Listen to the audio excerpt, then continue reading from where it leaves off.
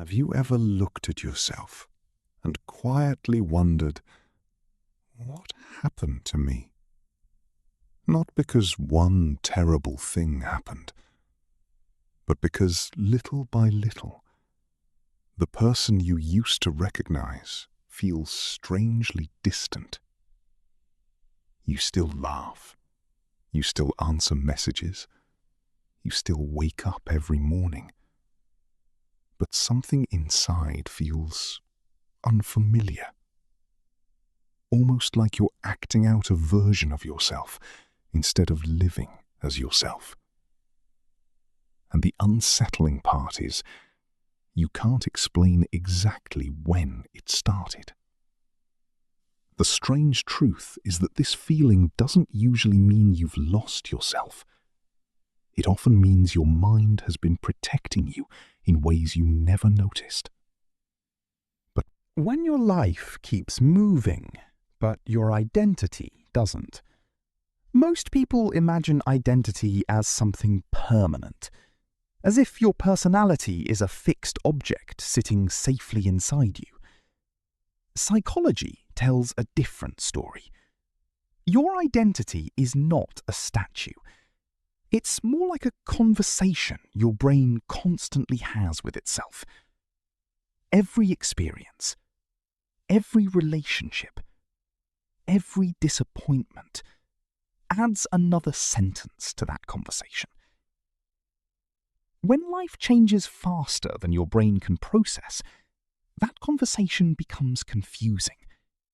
You start asking questions you've never asked before. Why don't I enjoy the things I used to? Why do I feel emotionally flat? Why do I feel like I'm pretending? The hidden mechanism inside your brain. Here's what's quietly happening beneath the surface. Think of your brain like a librarian.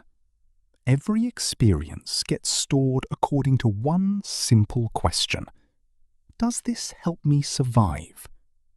Visual, abstract brain animation with books being organized. Experiences connected to emotional pain receive brighter mental bookmarks. This is partly because of the amygdala, the brain's threat detector. It pays far more attention to danger than comfort. Psychologists call this the negativity bias. Your brain isn't trying to make you unhappy. It's trying to make sure painful experiences aren't repeated. Now imagine every difficult experience placing another layer of protective clothing over your identity.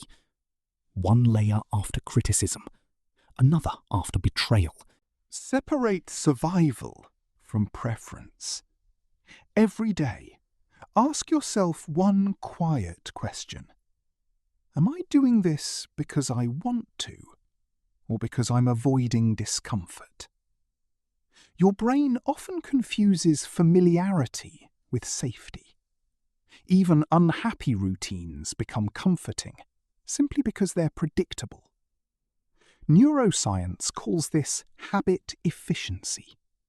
The brain saves energy by repeating known patterns. Imagine always saying yes because conflict feels dangerous.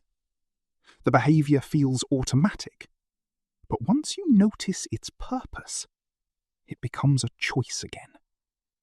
Awareness weakens unconscious habits. Not instantly, but consistently. 3.